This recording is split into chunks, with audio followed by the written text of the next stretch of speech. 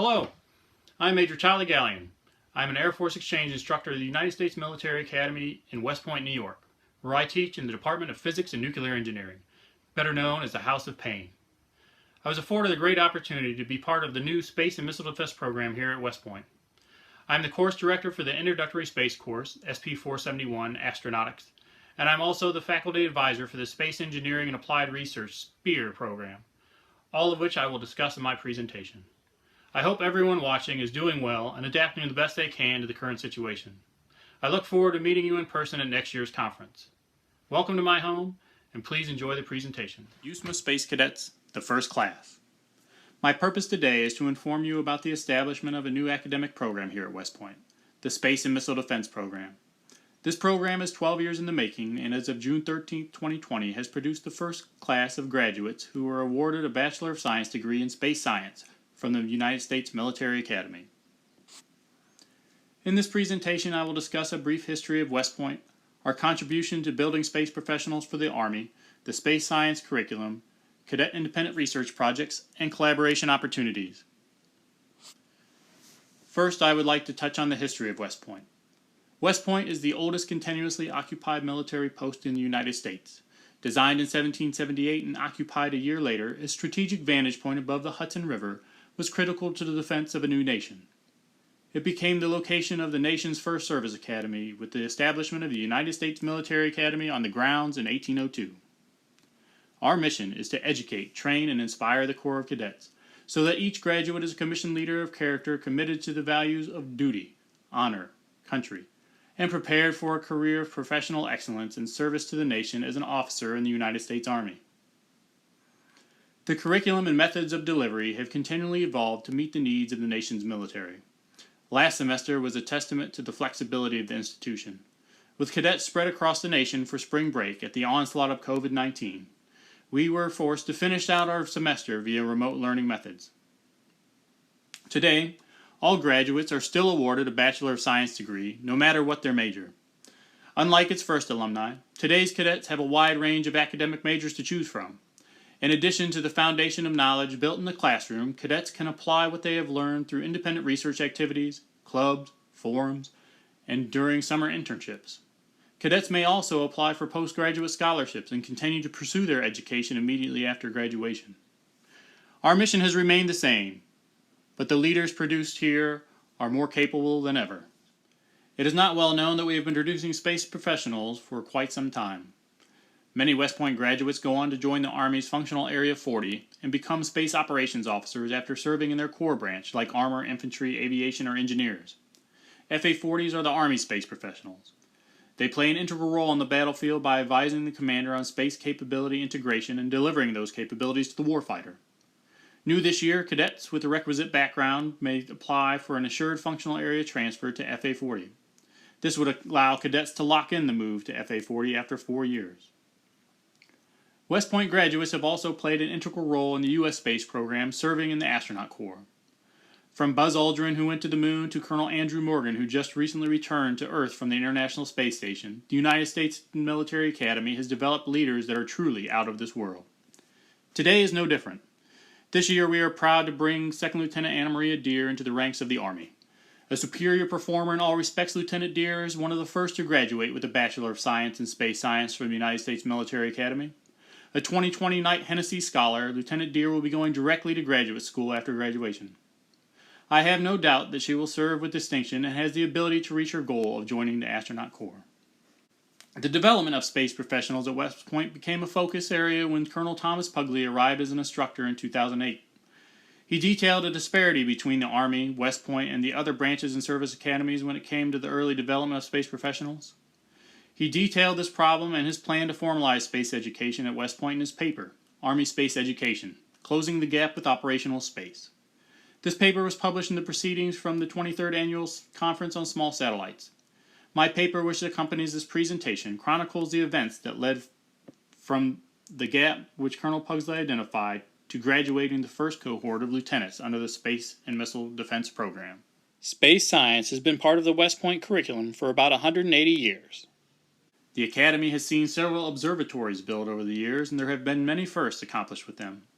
The newest observatory adorns the Bartlett Hall Science Center, which is named for William H.C. Bartlett, class of 1822, who built the first observatory in 1841. The new Space and Missile Defense program evolved from the interdisciplinary science major, which had an all-in-one course, PH 472, Space and Astrophysics, which attempted to cover all topics from orbital mechanics to solar evolution. The space science major and minor still use an interdisciplinary approach to the curriculum, but the fundamental space curriculum was expanded to 4 full courses and linked with specific pertinent courses from other departments. In addition to the space science academic curriculum, the cadet experience is bolstered by a multitude of out-of-classroom opportunities. These include, but are not limited to, summer internships, independent research projects, some of which are described in the next slides, and an ability to attend the Army Space Cadre Basic Course. This course, along with the cadets' completion of the space science curriculum, allows cadets to earn the 3 Yankee Space Cadre identifier and the Basic Space Badge. One of the many research programs cadets can work on is the Black Knight Satellite Program. The activity is the cornerstone which the success of the Space and Missile Defense Program is built.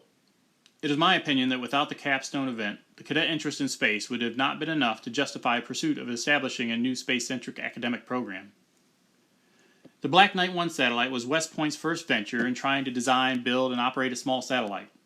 The CubeSat form factor was an easy choice given the increasing interest within the DoD and the growing launch opportunities for auxiliary payloads at the time. The Black Knight 1 capstone project was immensely popular among the cadets, with 70% of all cadets putting BK-1 as one of their top choices. Black Knight 1 secured a launch opportunity through the DoD Space Test Program, Space Experiments Review Board. They were manifested on ORS-3 and launched in 2013. Unfortunately, the satellite was unable to transmit any data. The mission should not be considered a failure. The amount of knowledge and experience the cadets receive through the participation in the program is really the mission. Having a fully functioning satellite would just be a bonus. The unfortunate thing is that there was not immediate follow-on satellite development after the completion of the Black Knight 1 mission. With the establishment of the Space and Missile Defense Program, there is a drive to reinvigorate the Black Knight Satellite project. My goal is to get Black Knight Satellite on a launch manifest prior to departing for my next assignment. The establishment of the new space science major and minor created quite a bit of cadet interest. So much so that they asked to start their own research program. The Space Engineering and Applied Research SPEAR program was born of cadet excitement surrounding the establishment of the new space science major. The cadets came to the House of Pain and pitched an idea for building a rocket. Colonel Peter Chapman, West Point class of '98, and the deputy department head said, "If a cadet is interested in something, and it has Army applications and great potential for academic development, we couldn't say no." In the first year, SPEAR teamed up with Operation Space with the goal of getting a rocket to the Kármán line. In May 2019, Dr. David Hutchison and Major Jill Rahone, assistant professors with Payne, took a group of SPEAR cadets to Spaceport America in New Mexico, adjacent to the U.S. Army's White Sands Missile Range, to participate in Operation Space's first attempt to traverse the Kármán line.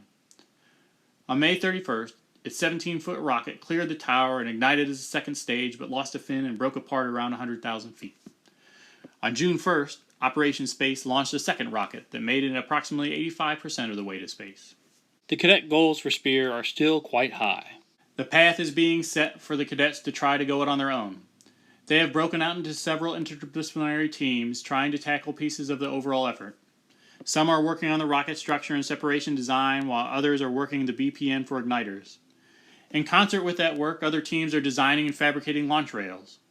Most recently, due to the delays caused by COVID-19, some of the focus has shifted from launch to building a fully instrumented static fire test stand.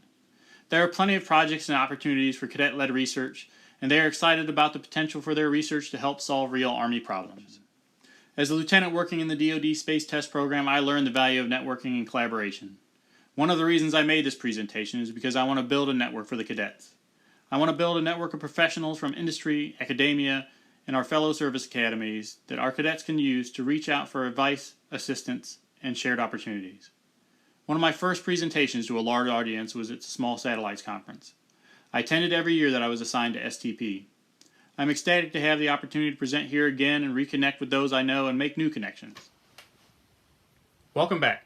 I hope you enjoyed the presentation about the Space and Missile Defense Program at West Point. If you have any questions, please don't hesitate to contact me. My information is available on the title slide.